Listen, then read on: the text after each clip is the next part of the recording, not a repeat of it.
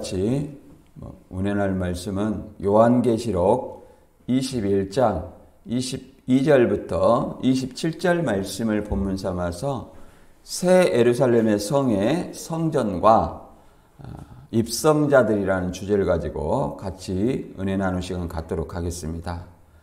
이 본문은 계시록 21장 새하늘 새 땅에 임하여 오는 어린 양의 아내 곧 어린 양의 신부 새 예루살렘에 임하여 오는 모습을 1절에서 8절까지 봤고, 그 새 예루살렘에 임하여 오는 새하늘과 새 땅에 사는 하나님의 구속된 백성들은 눈물과 사망과 애통과 고기 없는 영생을 상속받게 되고, 더 나아가서 그러나 두려워하는 자들과 믿지 아니한 자들, 이러한 자들은 영벌 곧 둘째 사망에 들어가는 것을 보았습니다. 그리고 이어서 이제 새 예루살렘의 구성과 재료 이런 것들을 보았습니다. 그리고 이제 그 새 예루살렘이 실체가 뭐냐, 이것과 그 다음에 거기에 들어갈 수 있는 자의 자격은 뭐냐, 이것을 오늘 알아보도록 하겠습니다. 첫 번째는 이제 하늘의 거룩한 성 안에 성전의 실체는 뭐냐, 이것에 대해서 알아보겠고요. 물론 여기에 대해서 문자적인 어떤 것이다, 아니면 천상교회다, 이런 어떤 두 가지 견해가 크게 있습니다. 그 다음에 두 번째, 해나 달의 비침이 없는 이유는 뭐냐, 이 거룩한 성에는 해나 달의 비침이 쓸데없다, 이렇게 얘기를 합니다. 그 다음에 세 번째는 새 예루살렘 성에 들어갈 수 있는 자격이 뭐냐, 이렇게 설명을 하고 있습니다. 과연 우리는 이 말씀을 통해서 나는 과연 새 예루살렘에 들어갈 수 있는 자격이 되는가, 또 이 새 예루살렘은 언제 오는가, 이것에 대해서 한번 살펴보도록 하겠습니다.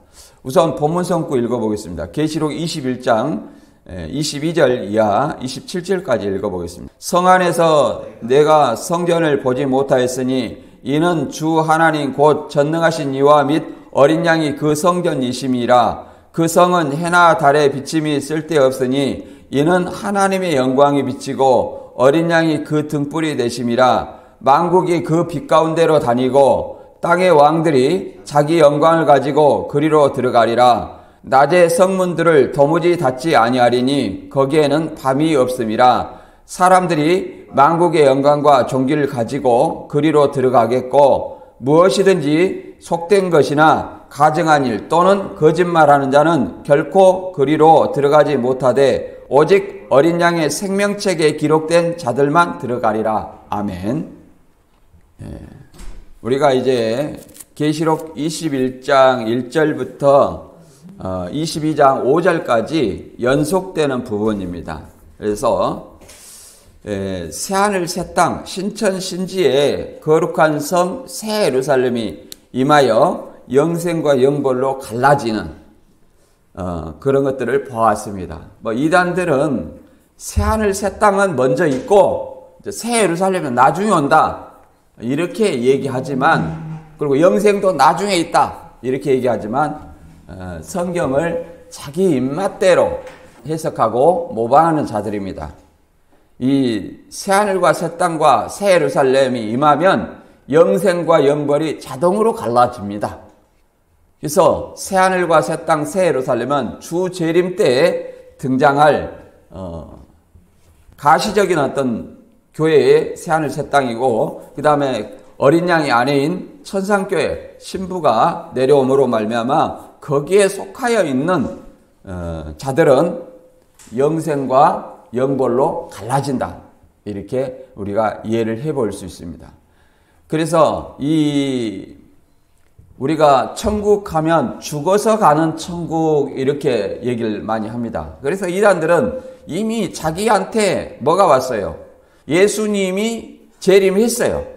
그렇기 때문에 살아서 영생을 한다, 이렇게 주장을 하기 때문에 뭐라고 하냐면, 그래 너희들은 기독교는 죽어서 가는 천국이냐, 이렇게 생각을 합니다. 그러나 진정한 어떤 궁극적인 최후의 어떤 천국은 주 재림 때 나타나는 새하늘 새 땅이 궁극적인 천국입니다. 그 주 재림하기 전까지의 천국은 뭐냐? 죽어서 가는 천국이요. 예수님이 오시지 않았기 때문에 우리는 죽어서 가는, 예수님이 오시기 전까지는 무슨 천국이요? 죽어서 가는 천국이다. 여러분은 어떤 천국을 바라고 있습니까? 죽어서 가는 천국입니까? 예수님이 오실 때 내가 영접하는 그러한 천국입니까? 예수님이 오실 때 영접하는 어떤 그런 천국인데, 그 예수님이 오시는 그 날과 그 시를 알아요, 몰라요? 아무도 모른다는 겁니다. 그러나 이단들은 안다는 거예요. 그러나 성경은 분명하게 알 수 없다, 이렇게 기록하고 있습니다. 그래서 그날과 그때 우리는 언제 올지 모르기 때문에 항상 말씀과 기도로 깨어있는 신앙을 해야 될 줄로 믿습니다.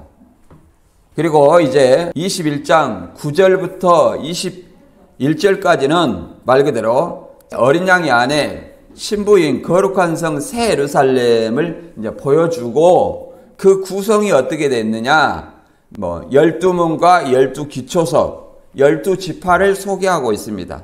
12지파를 소개하는 것으로 봐서 계시록 7장과 7장을 연계된 어떤 것으로 이해를 할 수 있습니다.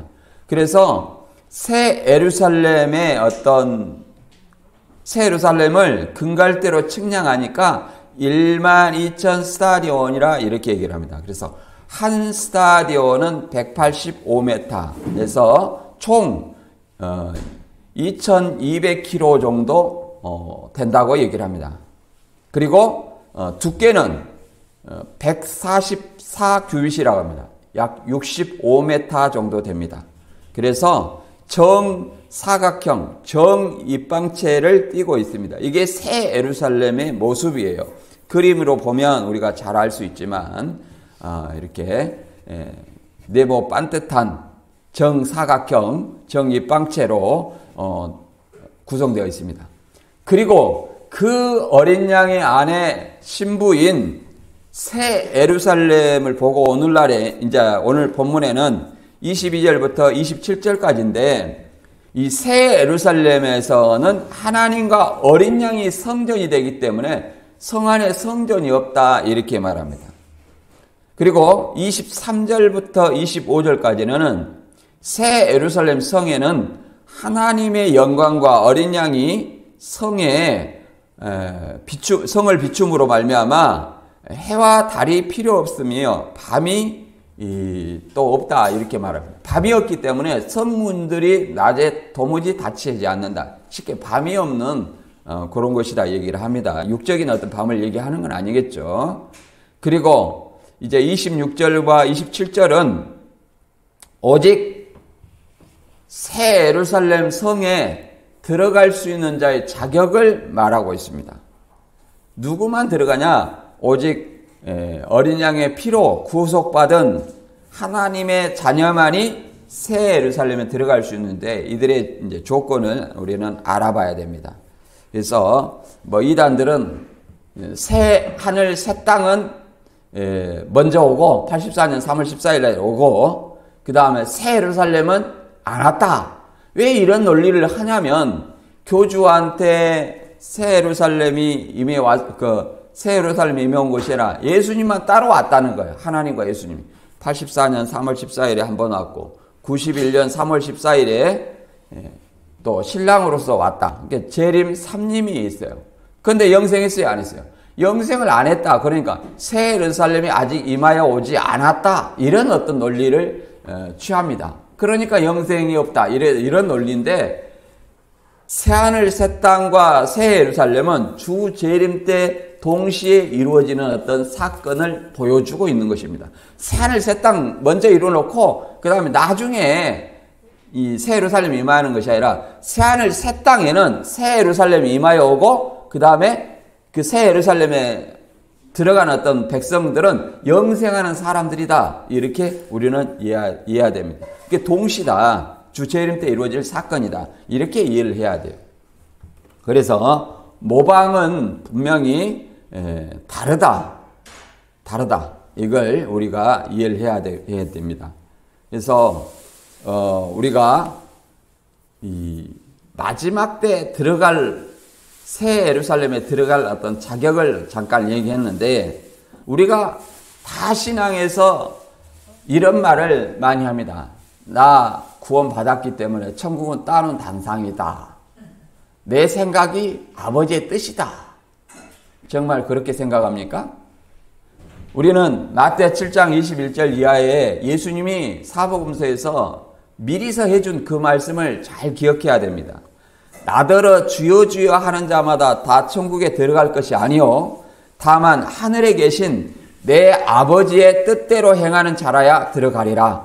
그날에 많은 사람이 나더러 이르되 주여 주여 우리가 주의 이름으로 선지자 노릇하며 주의 이름으로 귀신을 쫓아내며 주의 이름으로 많은 권능을 행치 아니하였나이까 하리니 그때 내가 그들에게 밝히 말하되 내가 너희를 도무지 알지 못하니 불법을 행하는 자들아 내게서 떠나가라 하리라. 이게 그 날이라는 건 언제를 얘기합니까? 예수님이 강림하실 새하늘 새 땅 새 예루살렘이 임하여 오는 그 때를 얘기를 하는 것입니다. 새 예루살렘이 뭐예요? 성 안에 성전을 보지 못하였으니 하나님과 어린 양이 성전이심이라 그래요. 그러니까 새 예루살렘이 내려오면 뭐예요? 예수님이 오시는 거예요. 그런데 그 날에 우리가 주의 이름으로 선지자 노릇했고 주의 이름으로 귀신도 쫓아냈고 우리가 주의 이름으로 많은 능력을 행했습니다. 이렇게 얘기를 한다는 거예요. 요즘 서모세 목사라는 사람도 이렇게 은사주의 목사님들이 그런 이적을 많이 행합니다. 귀신아 좀 나가라 하고 그러면 집회할 때마다 귀신이 나가야 됩니까? 예수님이 보내주신 보혜사 성령님은 마음속에 내주하지 않습니까? 왜 성령이 임하지 않고 귀신이 있다가 집회할 때마다 나가야 되냐 이 말이에요. 그것은 잘못된 것이다. 귀신을 한번 쫓아내면 안 들어와야지 왜 그렇게 자꾸 쫓아내냐 이 말이에요. 잘못된 거다. 능력과 표적은 악한 자들이 이 음란한 세대가 표적을 구하니 나는 요나의 표적밖에 보여줄 것이 없다 이렇게 말했습니다.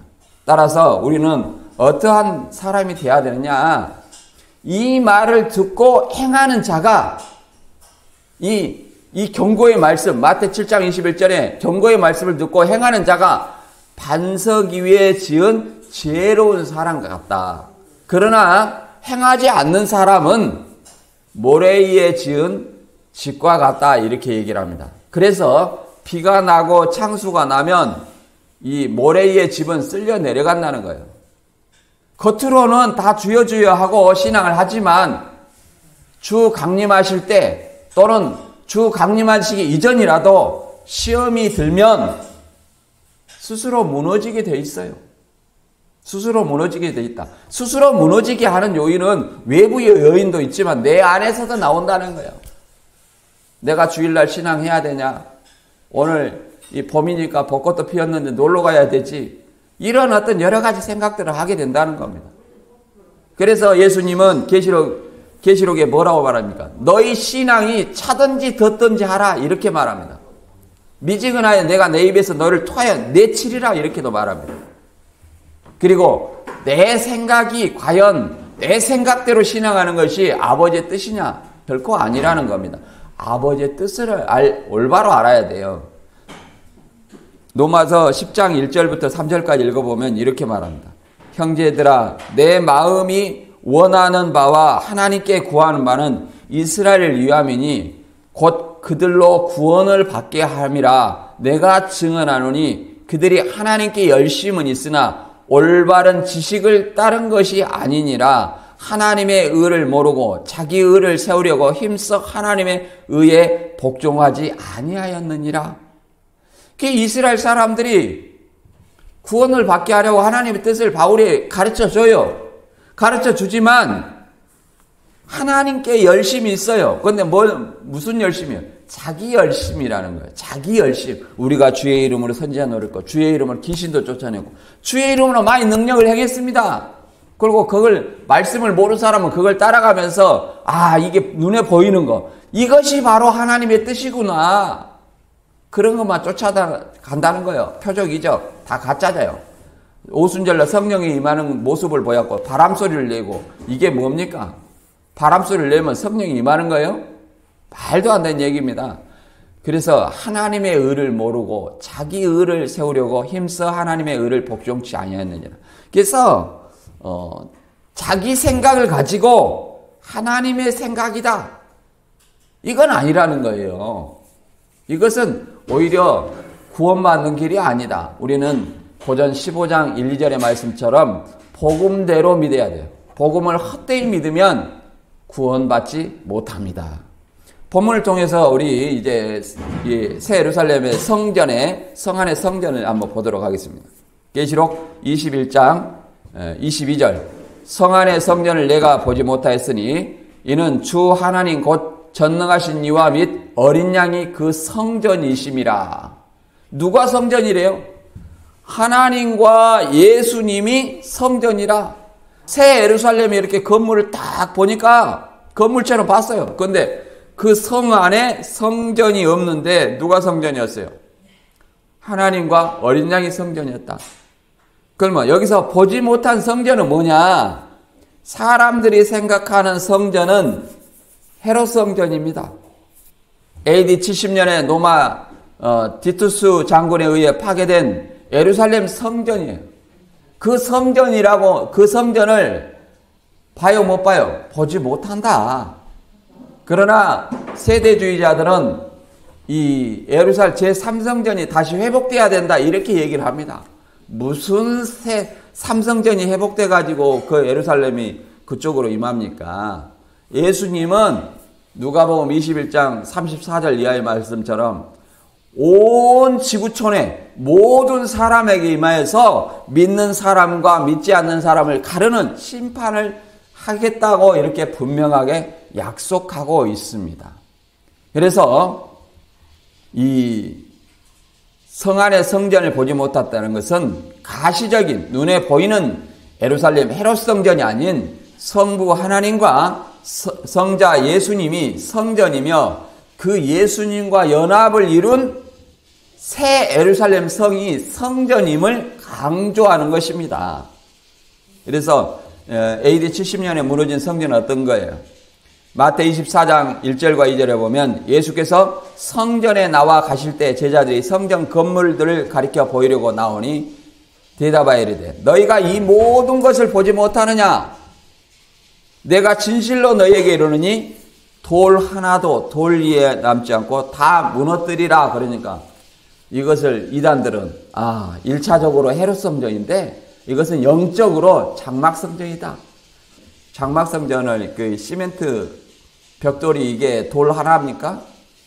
그러니까 모래의 돌, 그런 것을 얘기를 하고 이 예루살렘 성전은 400톤이나 되는 그 돌을 얘기합니다. 그 돌이 다 무너졌어요, 실제로. AD 70년에. 더 나아가서 영적이라면 어떤 것이 성전인데 그걸 무너뜨렸느냐? 예수님이 바로 성전이라고 합니다. 요한복음 2장 19절 이하에서는 이 예루살렘 성전을 가리키면서 이 성전을 헐어라! 내가 사흘 동안에 일으키리라. 이렇게 말했을 때 과연 성전은 뭐였습니까? 유대인들은 46년 동안 지은 성전을 생각했지만 예수님은 성전된 자기 육체를 말한 것이었습니다. 바꿔 말하면 성전을 무너뜨리는 것은 뭐예요? 예수님을 십자가에 달린 것이 뭐예요? 성전을 무너뜨린 것이었고 예수님이 3일 만에 다시 부활한 것을 뭘로 얘기합니까? 성전을 다시 세우는 것이라고 얘기를 합니다. 그 성전이 이제 거룩한 성 새 예루살렘으로 나타난 거예요. 더 나아가서 누가 성전입니까? 이런 어떤 예수님을 믿는 자가 성전입니다. 고전 3장 16절에 너희가 하나님의 성전인 것과 하나님의 성령이 너희 안에 계시는 것을 알지 못하느냐? 누가 성전이에요? 성령이 거하는 성전. 누가? 그리스도인이. 여기서 너희라는 것은 고린도 교회의 공동체입니다. 고린도 교회의 공동체. 고린도 교회 공동체, 그리스도인을 얘기합니다. 이들이 성전이에요. 그리고 에베소서에서는 뭐라고 말합니까? 에베소서 2장 20절에는 우리가 그리스도 안에서, 성령 안에서 지어져 간다고 말합니다. 이걸 한번 읽어보도록 하겠습니다. 에베소 2장 20절 이하 같이 읽어봅니다. 너희는 사도들과 선지자를 터위 위에 세우심을 입은 자라. 그리스도 예수께서 친히 모퉁이돌이 되셨느니라. 그의 안에서 건물마다 서로 연결하여 주 안에서 성전이 되어가고 너희도 성령 안에서 하나님이 거하실 초소가 되기 위하여 그리스도 예수 안에서 함께 지어져 가느니라. 자, 뭐라고 말합니까? 주 안에서, 예수 안에서 서로 연결하여 건물이 지어져 가고, 그 다음에 성령 안에서 하나님이 거하실 초소가 되기 위해서, 이 초소는 뭡니까? 하나님이 거할 초소가 되기 위해서 함께 성전으로 지어져 간다. 그것이 뭐예요? 이제 나중에 새 예루살렘이 된 거예요. 새 예루살렘. 그래서 우리는 이 성전된 사람은 어떻게 해야 되냐? 내 안에 성령이 있으면 귀신이 함께 살겠어요? 못 살겠어요? 못 삽니다. 근데 왜 귀신을 쫓아내요? 귀신아 나가라 그러니까 귀신이 나가면서 벌벌벌 떨고 하는 것은 내 안에, 그 사람 안에 성령이 없다는 증거가 될 수 있습니다. 더 나아가서 성전된 사람은 고전 6장 18절과 19절에 보면 음행을 피하라. 사람이 범하는 죄마다 몸 밖에 있거니와 음행하는 자는 자기 몸의 죄를 범하느니라. 너희 몸은 너희가 하나님께로 받은 바 너희 가운데 계신 성령의 전인 줄 알지 못하느냐. 너희는 너희 자신의 것이 아니라. 우리는 우리의 것이 아니에요. 내가 예수 그리스도를 믿는 순간 나는 뭐예요? 예수님이 자신의 피값으로 우리를 사셨어요. 그래서 우리를 하나님의 자녀로 삼았단 말이에요. 그럼 우리는 누구 것입니까? 하나님의 것이에요. 내 생각대로 주장해서는 안 된다 그 말이에요. 그리고 음행을, 성전이기 때문에 음행을 해서 성전을 더럽히라 더럽히지 말라, 더럽히지 말라 이렇게 얘기를 합니다. 이단들은 육적 음행은 괜찮고 영적 음행이 죄다. 그래갖고 교주부터 집화장 강사까지 음행을 매우 정당한 걸로, 요즘에는 총무에 신천지 총무에 음행을 무마했다 이런 어떤 의혹이 있는데 이것이 과연 합리화되는 어떤 얘기입니까? 민수기 12장 1절에 모세가 구스 여자를 취했는데 미리암과 아론이 비판해가지고 문둥병 걸렸다. 너희도 비판하면 문둥병 걸린다. 노아가 벌거벗었을 때 아들들이 하체를 드러내는 것이 맞냐? 이런 어떤 논리로 얘기를 하는 것이 과연 성경적이냐 이 말이에요.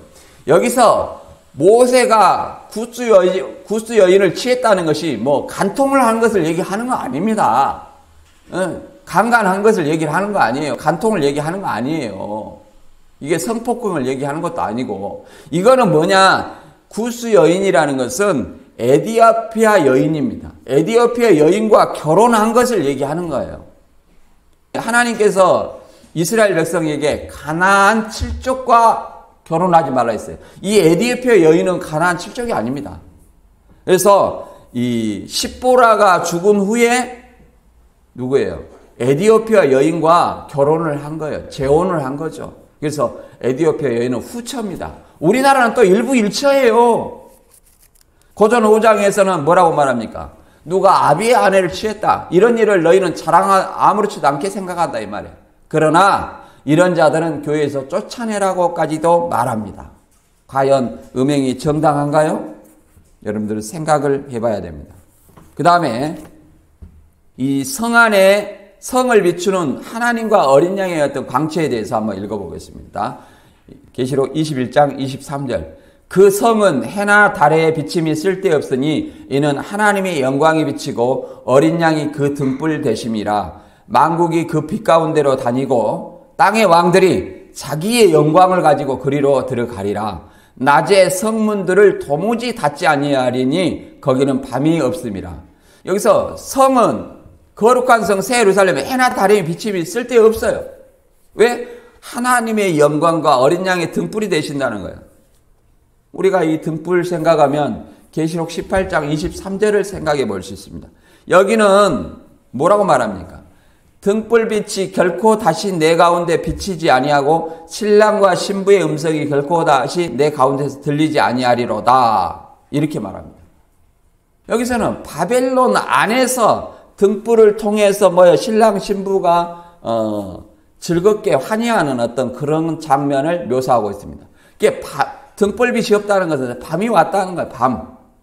어디에 밤? 바벨론을 심판해서 바벨론이 밤이 왔다는 거예요. 바벨론을 비추는 등불은 필요 없다는 거예요. 바벨론을 비추는 해와 달에 비추는 쓸데없다는 거예요. 왜? 하나님의 영광과 어린 양이 그 등불이 되신다는 거예요. 어린 양이 등불이 되신다. 그래서 이 하나님의 영광에 대해서 잠깐 알아보면 영광이라는 것은 헬라어로 덕사입니다. 명예나 영광을 얘기해요. 빛의 분출을 통하여 대상물이 밝아지는 것을 얘기를 하는 것이죠. 그래서 하나님의 이대하신 주권과 능력을 상기하고도 합니다. 그래서 계시록 21장 11절에 거룩한 성 새 예루살렘의 빛을 이렇게 말합니다. 하나님의 영광이 있어 그 성의 빛이 지극히 귀한 보석 같고 벽옥과 수정같이 맞더라. 하나님의 영광이 있어 새 예루살렘의 성의 빛이 벽옥과 수정같이 막더라. 이렇게 표현하고 있습니다.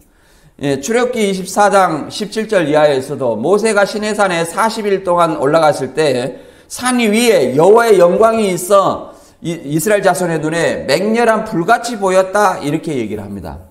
더 나아가서 모세가 하나님을 보고 싶었어요. 그래서 뭐라고 말합니까? 출애굽기 33장 18절 이하는 이렇게 말합니다.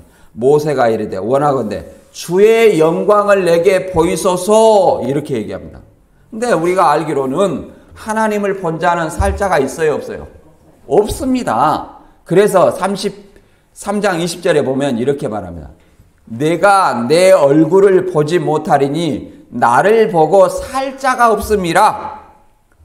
여호와께서 또 이르시되 보라 내 곁에 한 장소가 있으니 너는 그 반석 위에 서라. 내 영광이 지나갈 때에 내가 너를 반석 틈에 두고 내가 지나가도록 내 손으로 너를 덮었다가 손을 거두리니 내가 내 등을 볼 것이요 얼굴은 보지 못하리라. 그러면 모세는 뭐만 보는 거예요? 등만 본 거예요. 등만. 하나님을 보고 살 자가 없어요.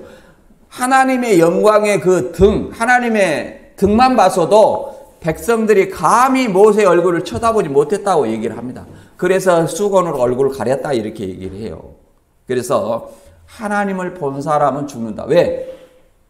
죄인이기 때문에 죄인으로서 거룩한 하나님의 영광에 감히 다가갈 수 없다 이렇게 설명하고 있습니다. 그러나 마지막 때 우리 죄가 해결되고 우리가 주재림 때 변화된 몸은 하나님과 예수님과 함께 거할 수 있다고 설명합니다.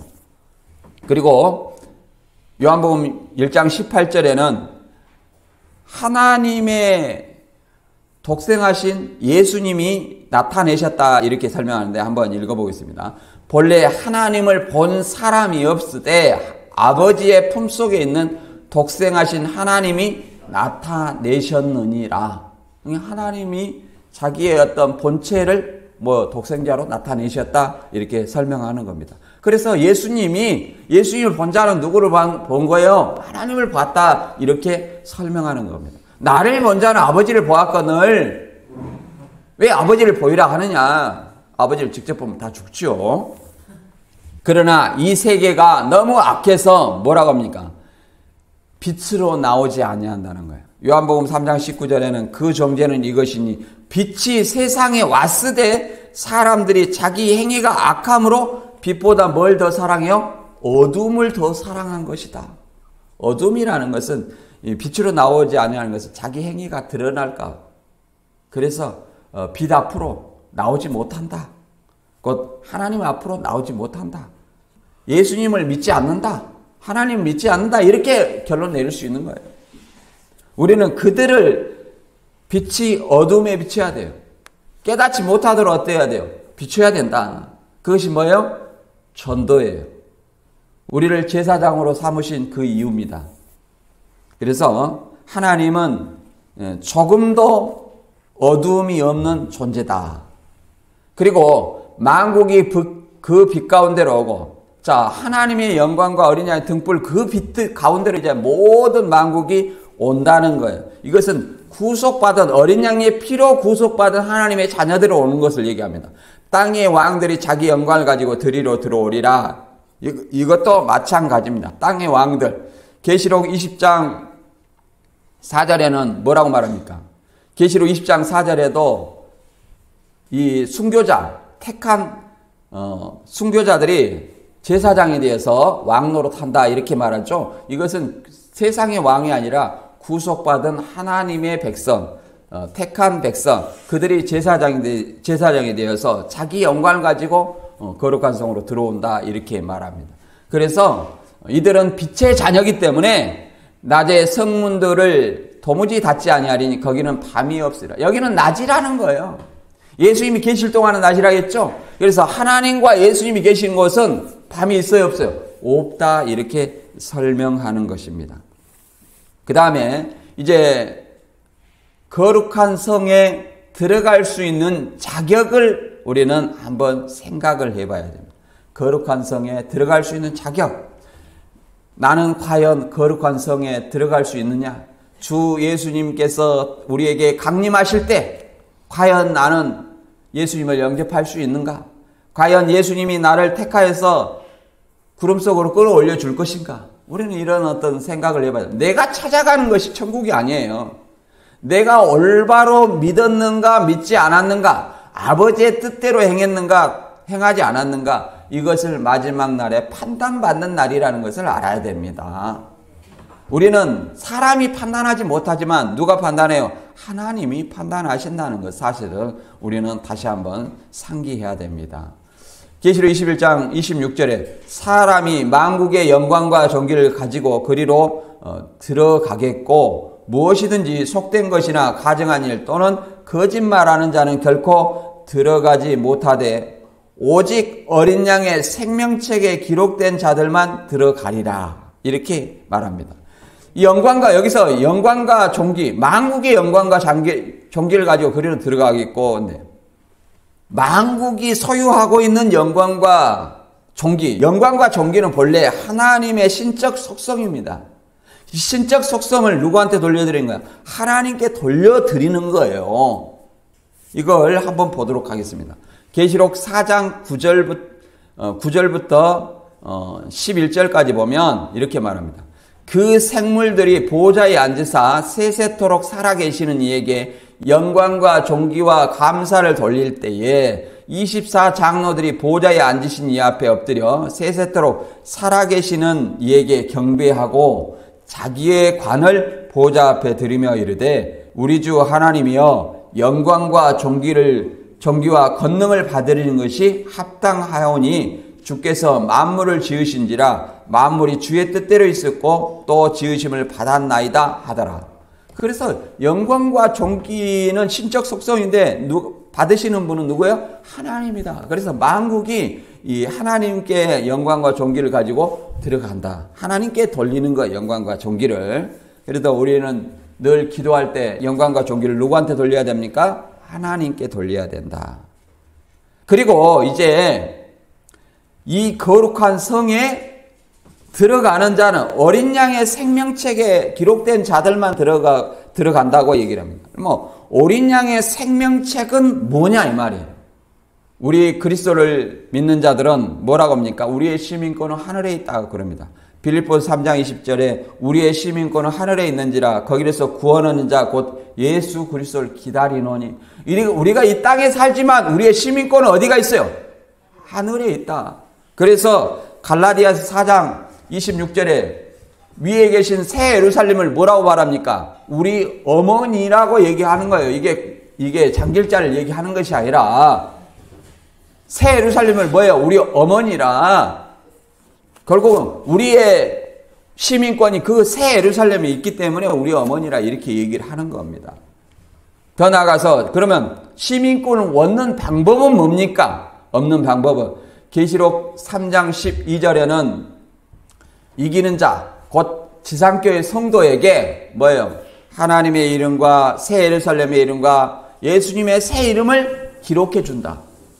그 이기는 자가 받을 수 있는 것이 새 예루살렘의 시민권입니다. 그 교주한테 하는 얘기가 아니고 내가 계속 이겨야 돼. 어떻게 이겨야 됩니까? 계시록 14장 12절에 하나님의 계명과 예수의 믿음을 지키는 자 성도들의 인내가 여기 있나니 저희는 하나님의 계명과 예수에 대한 믿음을 지키는 자니라. 이게 이기는 거예요. 다른 것이 이기는 것이 아니라. 그래서 새 예루살렘의 시민권을 획득한 자가 된다. 제자들에게도 70명의 제자들에게도 예수님이 뭐라고 했습니까? 복음을 들고 세상에 가서 알리라 그랬더니 귀신들이 우리에게 항복하더이다. 예수님이 나도 사단이 하늘로서 번개같이 떨어지는 걸 봤다. 그러나 귀신들이 너희에게 항복하는 것으로 기뻐하지 말고 너희 이름이 하늘에 기록된 것으로 기뻐해라 그 말입니다. 그러면 복음을 믿는 자가 곧 예수님을 믿는 자가 이름이 어디에 기록돼요? 하늘에 기록된다는 사실을 알아야 됩니다. 그래서 이제 우리의 이름이 생명책에서 지워지지 않도록 하나님의 계명과 예수에 대한 믿음을 지키는 자가 되어야 됩니다. 우리가 이제 들어가지 못한 자들, 무엇이든지 속된 것이나 가증한 일, 거짓말한 자는 들어가지 못한다고 했는데 그것에 대해서 알아보도록 하겠습니다. 속된 것은 가증한 일, 거짓말하는 자, 또 흉악한 자, 거짓말하는 자들을 속된 자들이라고 얘기를 합니다. 그래서 가증한 짐승을 뭐라고 말하냐면 이 베드로 사도행전에서 이제 베드로가 한 말을 통해서 알아보도록 하겠습니다. 이제 사도행전 10장에 이방인 고넬료가 천사를 통해서 베드로를 청하해서 복음을 들으라고 그랬습니다. 그러면서 베드로에게 환상을 보여주기를 뭐라고 말합니까? 이제 네 발 가진 짐승과 기는 것과 공중에 나는 것을 이제 보자기에 이제 싸가지고 이렇게 딱 내려오는 거, 그 환상을 보여줍니다. 그래서 잡아먹어라 이것을. 그러니까 이 율법에 이런 것이 속된 것이에요. 가증한 거예요. 그래서 나는 절대 속되고 깨끗하지 아니한 것을 먹지 않았습니다. 이렇게 말하죠. 이걸 한번 읽어보겠습니다. 사도행전 10장 12절. 그 안에는 땅에 있는 각종 네 발 가진 짐승과 기는 것과 공중에 나는 것들이 있더라. 또 소리가 있어 베드로야 일어나라 잡아먹으라 하거늘 베드로가 이르되 주여 그럴 수 없나이다. 속되고 깨끗하지 아니한 것을 내가 결코 먹지 아니하였나이다. 이렇게 얘기를 합니다. 그러면 여기서 네 발 가진 짐승, 기는 것, 공중에 나는 것, 이게 율법에는 부정한 짐승이에요. 이걸 본래는 안 먹었다는 거예요, 베드로가. 그런데 천사가 나타나서 이게 잡아먹으라는 거예요. 그 다음에 누가 옵니까? 요빠에서 이 고넬료에서 온 사람들이 이 베드로를 청한 내용이 나옵니다. 그 말은 여기서 부정하고 속되고 깨끗이 아니한 이 네 발 가진 짐승, 기는 짐승, 나는 것은 누구를 상징합니까? 이방인을 상징하는 거예요. 이방인도 하나님이 받으셨다. 이걸 알려주기 위해서 고넬료에게 복음을 전하는 메시지를 이렇게 얘기를 하는 것입니다. 그런데 여기서 이제 속된 것은 뭘 얘기할까요? 가증한 일.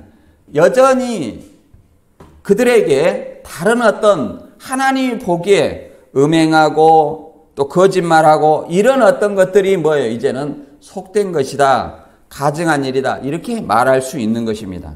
그래서 계시록 22장 14절과 15절을 통해서 다시 한번 읽어보겠습니다.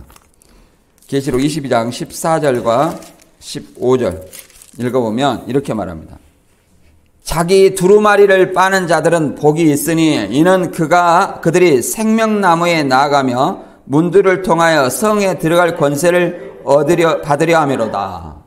자, 두루마리를 빨아야 된다. 그러면 우리는 두루마리는 행실이다.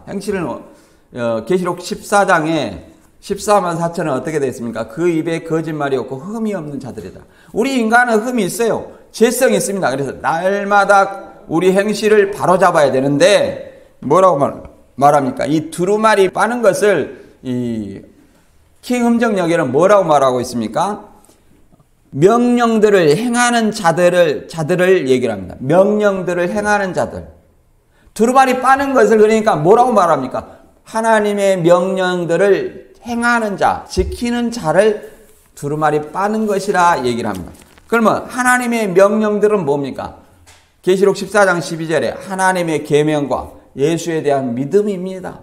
하나님의 계명과 예수에 대한 믿음을 지키는 자가 뭐예요? 두루마리 빠는 자들이고 그들이 문들 12문 있죠? 예, 거룩한 성 새 예루살렘 12문을 통하여서 성에 들어갈 권세를 얻으려 함이다. 이렇게 설명합니다. 그리고 15절에는 들어가지 못하는 자들이 나옵니다. 개들과 점술가들과 음행하는 자들과 살인자들과 우상 숭배자들과 및 거짓말을 좋아하며 지혜하는 자는 다 성 밖에 있다. 이렇게 얘기를 합니다. 개들은 누굽니까? 개들은 어떤 사람들이 개들입니까? 거룩한 것을 던져줄 때 물고 뜯는 자. 그러잖아요. 그리고 베드로후서 2장이면 주의 말씀을 받았다가 도로 세상에 돌아간 자. 다 예수를 믿었다가 배신한 자, 배교자. 이런 자들. 그 다음에 점술가들. 이 탄상에 앉아서 점을 치고 있는 사람들이 있어요. 너는 어떻게 된다 하고 이렇게 점치는 사람들. 그 다음에 음행하는 자들. 음행하는 자들. 육적 음행은 죄가 없으니 영적 음행이다. 이렇게 말하는 사람들. 그리고 그렇게 행하는 사람들. 그런 사람들이면 들어가야 못 들어가. 못 들어간다. 그 다음에 살인자들. 영혼을 죽이고 물론 육적인 살인도 못 들어가겠죠. 영적인 영혼을 사냥하는 이것이 뭐예요? 살인이라는 거예요. 살인. 다음에 우상 숭배. 무엇이 우상 숭배입니까? 육적인 어떤 우상 숭배도 있지만 영적인 우상 숭배는 뭐예요? 하나님보다 다른 어떤 세상의 재물, 돈 이런 것을 더 사랑하는 거예요. 하나님보다 자기를 더 사랑하는 거. 이것도 뭐예요? 우상 숭배라는 거예요. 하나님이 아닌 피조물을 더 하나님처럼 섬기는 거. 이것이 뭐예요? 우상 숭배라는 것을 알아야 됩니다. 그 다음에 또 뭡니까? 거짓말을 좋아하며 지어내는 자는 성 밖에 있다. 다 누구 생각납니까? 신천지 생각나요. 신천지만 생각나는 것이 아니라 저는 이제 신천지 출신이라 신천지가 먼저 생각나는데 좀 나는 신이다 이것을 보니까 이단들의 행태가 똑같아. 거짓말하고 협박하고 뭐 잘못된 거 걸리면 증거 없애고 여자 건들고 다 똑같더란 이 말이에요. 예? 그래서 그 사람들이 자기의 악을 감추기 위해서 뭐랍니까? 상담소 가지 마라, 탈퇴자 만나지 말라, 인터넷은 다 조작, 이렇게 말하는 거. 거짓말을 지어내며 좋아하는 자는. 그러니까 아무런 양심의 가책이 없어요. 왜 양심의 가책이 없습니까? 양심에 화인 맞아서. 우리가 살에다가 불도장 맞으면 그 불도장 맞은 데는 감각이 있어요, 없어요? 양심의 불도장을 맞았으니 양심의 가책이 없는 거예요. 그러고 거짓말을 아무렇지도 않게 좋아하면서 지어내고 우리 강주 베드로 집화장이었던 모 씨는 거짓말을 밥 먹듯이 하다가 자기가 그걸로 돈 벌어먹고 살다가 배임 횡령하다가 이제 이만희는 끝났다. 이만희는 이런 어떤 헛소리를 하다 보니까 딱 잘린 거예요. 이제 진실을 얘기한 겁니다. 잘렸어요. 그러니까 이제 적그리스도가 된 거예요. 베드로 영이 임한 사람이 뭐 예수님을 3번 부인하는 거 그거 따라했다고 하려합니까? 말도 안 되는 얘기다는 거예요. 그런 사람들은 다른 예수를 믿는 것이고 다른 복음을 믿는 것이고 다른 영을 받은 자들이라 결코 거룩한 성에 들어갈 수 있어요, 없어요? 없다. 따라서 우리는 그 날이 가까울수록 아버지의 뜻이 뭔가 내 생각보다 아버지의 뜻 나는 내 것이 아니에요. 누구 것이에요? 하나님의 것이에요. 예수님이 십자가의 죽으심으로 말하면 나를 샀다는 거예요. 나를 샀어요. 그러면 내 주장을 해서는 안 돼요. 하나님의 뜻이 뭔가를 먼저 알아야 됩니다. 그래서 따라서 우리는 이러한 사람이 돼야 됩니다. 로마서 13장 11절과 12절 읽고 정리하고 마칩니다. 같이 읽어보겠습니다. 또한 너희가 이 시기를 알거니와 자다가 깰 때가 벌써 되었으니 이는 이제 우리의 구원이 처음 믿을 때보다 가까웠습니다. 밤이 깊고 낮이 가까웠으니 그러므로 우리가 어둠의 일을 벗고 빛의 갑옷을 입자. 여러분은 이제 우리의 구원이 처음 믿을 때보다 더 가까웠습니까? 여기서 말하는 구원은 주 재림 때 구원을 얘기를 합니다. 주 재림이 세상이 약한 것을 보니까 더 가까이 왔다는 사실을 우리는 이해를 해볼 수 있습니다. 오늘 본문 통해서 다시 한번 정리하면 이 새하늘 새 땅에 주 재림 때 새하늘 나타나는 가시적인 교회의 새하늘 새 땅에 임해오는 새 예루살렘의 그 성 안에 성전을 보지 못했는 누가 성전이요? 하나님과 어린 양의 성전이었고 만국이 이제 어린 양의 피로 구속받은 왕들, 제사장들이 이제 자기의 영광과 존귀를 가지고 그리로 들어온다고 얘기를 합니다. 그러나 들어가지 못한 자들이 있으니 그들이 누굽니까? 속된 것, 가증한 것, 거짓말하는 자, 거짓말을 좋아하며 지어내는 자, 개들, 술객들, 점치는 자, 이런 사람들 들어와요, 못 들어와요? 못 들어온다. 따라서 우리는 이제 어둠의 일을 벗고 빛의 갑옷을 입어 하나님의 말씀으로 늘 깨어있는 저와 여러분이 되어 다 그날에 거룩한 성 새 예루살렘에 들어가는 축복을 누리시기를 주님의 이름으로 축원합니다.